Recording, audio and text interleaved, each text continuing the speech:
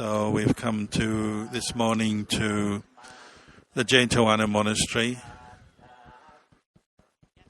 This is where the Buddha spent the longest time during his life teaching the Dhamma, 19 verses, and he would spend the rains at this very spot on this kuti, the Kanta kuti. But he also had two other spots in the monastery for the cold season and the hot season.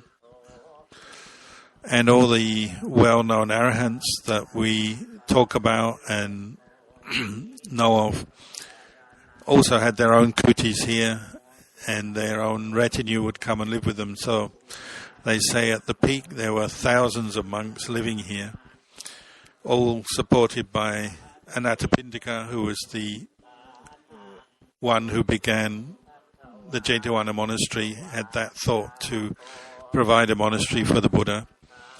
He had been inspired by the Buddha when he was visiting his friend in Rajkar, and saw how much faith his friend, another businessman in Rajkar, had in the Buddha. Before that, he hadn't met the Buddha, so he's intrigued why his friend had so much faith and made such an effort when the Buddha came to eat in his house. And here in the Dhamma, he actually became a Sotapanna. So from that time on, he had unshakable faith in the Buddha Dhamma Sangha, and his own practice developed.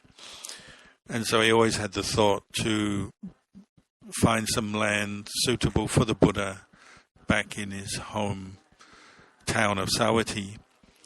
So when he returned to Savatthi, he was looking for land, and he also remembered that the Buddha said the Buddha is satisfied to stay in places that are quiet, peaceful. So he was looking for a bit of forest around here, and he found the most suitable spot was owned by Prince Jeta, who actually said he wasn't interested in selling, but he said, if you can find a lot of money, a real lot of money, maybe I'll consider. And in the end, Anathapindika, who was very wealthy, got all his gold together, and Jeta agreed that whatever part of the land he could cover with gold, he could have to build the monastery. So he covered the land that we now call the Jetavana Monastery. He covered it with his own gold. They say 12 million godas of gold, and was able to buy the land. And then he spent another 12 million on the buildings, building a sala, kuti for the Buddha, kuti for all the leading arahants, kitchen, toilets, roads, and so on. So he used up an awful lot of his money, and then the last part of his money he was spending on feeding the Sangha every day with the finest foods. He invited them to come to his house, and he would send food here as well. And so there were thousands of monks living here, and Anathapindika was the main sponsor. And he actually got to the point where all his money ran out. But he wasn't bothered, because he was a Sotapanna and he just wanted to make merit, make offerings to support the Sangha. He wasn't stingy at all. And he must have had some confidence that somehow he would muddle through.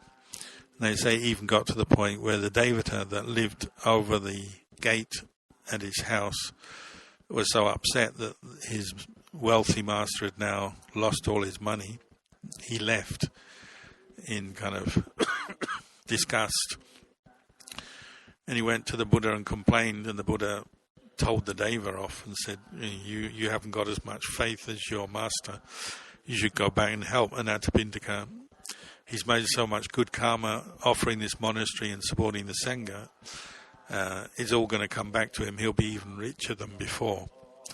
So the Deva went back in shame and carried on living and supporting and helping Anathapindika.